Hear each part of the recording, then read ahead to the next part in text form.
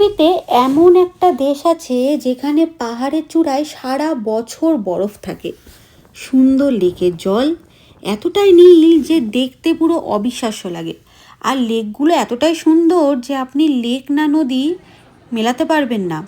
আর রাতের আকাশে দেখা যায় হচ্ছে সবুজ আলো, যেটা দেখতে কিন্তু অনেক দূর দূর থেকে লোকে আসে। কিন্তু আজকের প্রশ্ন এটাই হলো যে ক্যানাডাকে বিশ্বের অন্যতম সুন্দর দেশ কেন বলা হয়। চলুন জেনে নেওয়া যাক। আমি খুবই সাধারণ ঘরের একটা মেয়ে, এই প্রথম নিজের দেশ ছেড়ে বিদেশে ঘুরতে এসেছি। আর সেই দেশটা হলো ক্যানাডা। ক্যানাডাকে আমি কোনো ট্যুরিস্ট গাইডের চোখে কিন্তু দেখিনি। যতটুকু দেখে মুগ্ধ হয়েছি তাতেই আমি অবাক হয়েছি। ঠিক সেইটুকুই আজ আমি আপনাদের সঙ্গে ভাগ করে নিতে চাই। চলুন দেখা যাক এত মানুষ ক্যানাডাকে কেন বিশ্বের অন্যতম সুন্দর সেরা দেশ বলে। নর্থ আমেরিকার সবথেকে বড় দেশ কিন্তু ক্যানাডা। আর এই পুরো বিশ্বের দ্বিতীয় বৃহত্তম দেশ হচ্ছে ক্যানাডা। ক্যানাডার প্রাকৃতিক সৌন্দর্য হচ্ছে ক্যানাডাকে বিশ্বের অন্যতম সুন্দর দেশ বলার পেছনে একটা বড় কারণ। ক্যানাডা শুধু আয়তনের দিক থেকে কিন্তু বিশাল নয়, প্রকৃতির দিক থেকেও অসাধারণ। এই দেশটাতে রয়েছে 20 লাখেরও বেশি লেক, ভাবা যায়। আর এত ফ্রেশ ওয়াটার আছে যে যদি বিশ্বের সব জায়গাতে জল শেষ হয়ে যায়, ক্যানাডা কিন্তু দিতে পারবে। এরপর যেটা আসে সেটা হচ্ছে রকি পর্বতমালা, যেটা কল্পনার থেকেও বেশি সুন্দর। খুবই সুন্দর রকি পর্বতমালা, যেটা কিছুদিন আগেই আমরা দেখে এসেছি। তার ছোট্ট ছোট্ট ব্লগ আমি আমার চ্যানেলে কিন্তু আপলোড করে দিয়েছি, চাইলে আপনারা গিয়ে দেখে আসতে পারেন। ক্যানাডার একটা বিখ্যাত জায়গা হচ্ছে ব্যানফ ন্যাশনাল পার্ক। এর চারিদিকটা কিন্তু বরফে ঢাকা পাহাড় থাকে, আর পাহাড়ের মাঝে থাকে একদম নীল লেক, চারিদিক পুরো সবুজ বন। আর এখানকার দৃশ্য এতটাই সুন্দর যে অনেক জনপ্রিয় সিনেমা কিন্তু এখানে শুটিং হয়েছে। রকি মাউন্টেনের সৌন্দর্য নিয়ে আমি যতই বলি না কেন ততই কিন্তু কম হবে। ভীষণই সুন্দর জায়গাটা।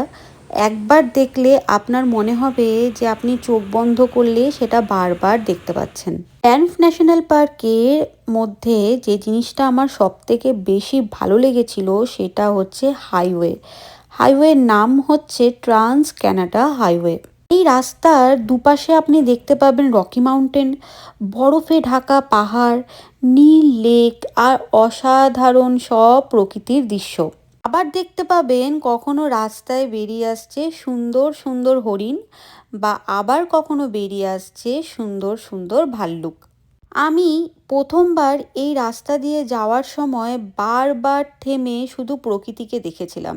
তখন মনে হচ্ছিল ক্যানাডার সৌন্দর্য শুধু দেখার বিষয় নয়, এটা হচ্ছে একটা অনুভব করার বিষয়। এই রাস্তা দিয়ে যেতে যেতে আপনি অনেক ধরনের ভিউ পাবেন। কখনো দেখবেন মেঘ পাহাড়ের গায়ে নেমে আসে, আবার কখনো দেখতে পাবেন সূর্যের আলো বরফের চূড়ায় একদম ঝলমল করছে। ন্যাশনাল পার্কের অপূর্ব সৌন্দর্য দেখার পর এবারে যদি নাইগ্রা ফলসের কথা বলি তাহলে কেমন হয়। নাইগ্রা ফলস, যেখানে প্রকৃতি নিজের শক্তি আর সৌন্দর্যকে একসঙ্গে দেখিয়েছে। বিশাল জলরাশি, প্রচণ্ড শব্দ নিচে নেমে আসছে, চারিদিকে জলের কণা আর বাতাসে এক অন্যরকম অনুভূতি। এই নাইগ্রা ফলস থেকে প্রত্যেক সেকেন্ডে লাখ লাখ লিটার জল 51 মিটার নিচে আছড়ে পড়ছে। এই বিশাল জলপ্রপাত শুধু ক্যানাডার কিন্তু নয়, পুরো বিশ্বের অন্যতম জনপ্রিয় একটি প্রাকৃতিক বিষয়।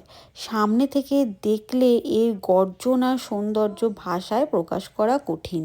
ব্যানফের শান্ত পাহাড় থেকে নাইগ্রার গর্জন, ক্যানাডার এই দুই প্রান্ত যেন দেখিয়ে দেয় একটা দেশ কতটা বৈচিত্র্যময় আর সুন্দর হতে পারে। প্রকৃতির এই অপরূপ সৌন্দর্য থেকে এবার একটু অন্যরকম অভিজ্ঞতার দিকে আসা যাক, ক্যানাডা 4টে ঋতুর গল্পে।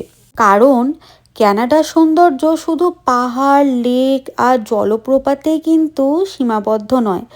প্রত্যেকটা ঋতু এখানে প্রকৃতিকে নতুন রূপে সাজিয়ে তোলে। চলুন প্রথমেই সামার দিয়ে শুরু করি। সামার মানে হচ্ছে গ্রীষ্মকাল। গ্রীষ্মকালে এখানে চারিদিকটা পুরো সবুজে ভরে যায়, লেকের জল একদম নীল রঙের হয়ে যায়। আর এখানে গ্রীষ্মকালে ঘোরার যা আনন্দ সেটা কল্পনার বাইরে। তারপরে আসে হচ্ছে শরৎকাল। শরতের পাতাগুলো পুরো একদম লাল, অরেঞ্জ আর হলুদ রঙের মতো হয়, চারিদিকটা একদম রূপকথার মতো হয়ে যায়। এই শরৎকালটাকে আমরা বলে থাকি ফল সিজন। গাছের পাতাগুলো একটু একটু করে ঝরে যায় আর গোটা রাস্তাঘাট পুরো গাছের পাতাতে ভরে যায়। ফলের সময় প্রাকৃতিক সৌন্দর্যটা আমি চেষ্টা করব আমার ভিডিওর মাধ্যমে আপনাদেরকে তুলে ধরানোর। কানাডার ফল কিন্তু ভীষণভাবে বিখ্যাত। এই ফল দেখতে কিন্তু অনেক অনেক মানুষ কানাডাতে বেড়াতে আসে। ঠিক এরপরই আসে হচ্ছে শীতকাল। শীতে পুরো দেশ ঢেকে যায় একদম সাদা বরফের চাদরে। প্রচণ্ড ঠান্ডা পড়ে এখানে, একদম -25 ডিগ্রিও পর্যন্ত হয়।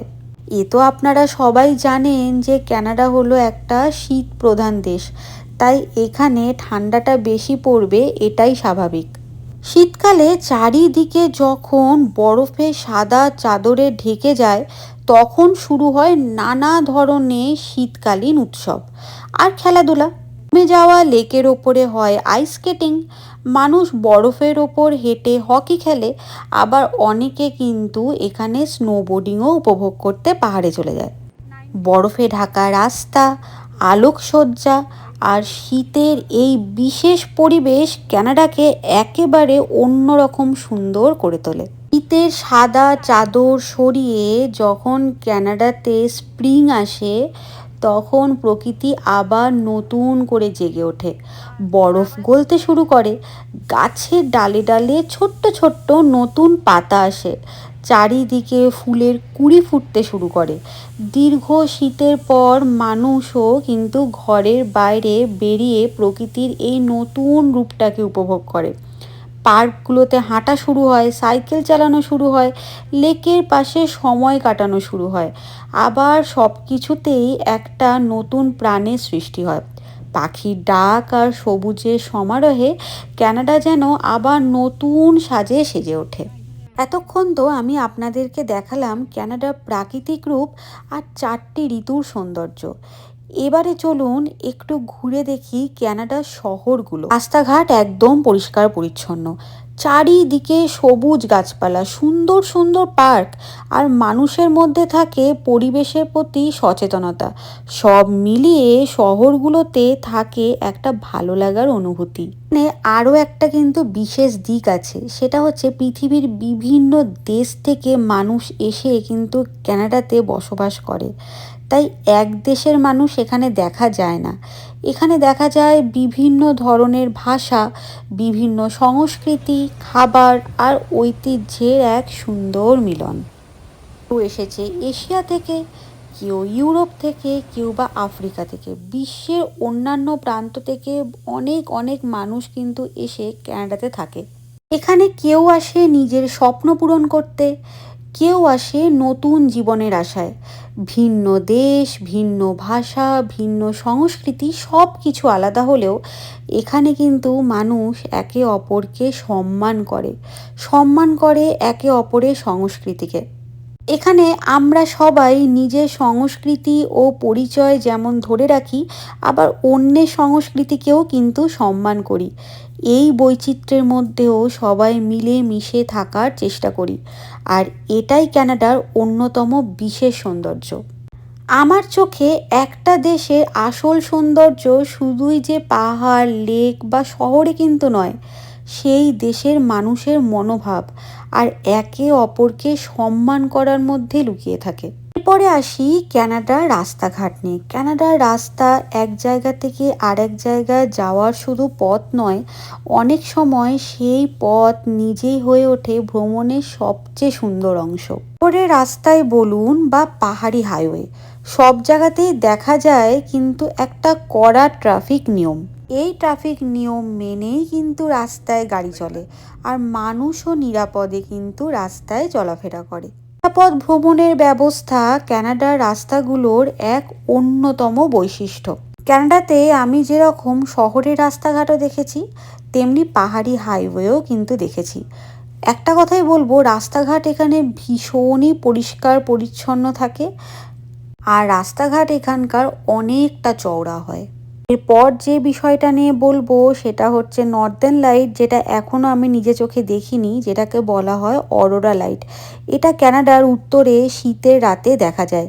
এটা দেখতেও কিন্তু হাজার হাজার মানুষ আসে। আকাশ জুড়ে পুরো সবুজ, বেগুনি আর নীল রঙের খেলা চলে। এটাও কিন্তু কানাডার প্রাকৃতিক সৌন্দর্যের এক অন্য রকম দিক। তো এটাই ছিল আমার চোখে দেখা কানাডা প্রাকৃতিক সৌন্দর্য, 4টে ঋতুর রূপ, পরিচ্ছন্ন শহর আর বিভিন্ন সংস্কৃতি মানুষের একসঙ্গে থাকার গল্প। আমি খুব সাধারণ একজন ভ্রমণকারী হিসাবে যতটুকু দেখেছি, যতটুকু অনুভব করেছি, ততটুকুই কিন্তু আপনাদের সঙ্গে ভাগ করে নিলাম। আর এর আগের ভিডিওতে আমার কানাডার ব্যান্ফ ঘোরার সমস্ত অভিজ্ঞতা একটা ছোট্ট ছোট্ট ভিডিও করে আমি আমার চ্যানেলে আপলোড করেছি। আপনাদের যদি কানাডার রকি মাউন্টেন দেখার ইচ্ছা থাকে, তাহলে আপনারা কিন্তু আমার আগের ভিডিওগুলো গিয়ে দেখে আসতে পারেন।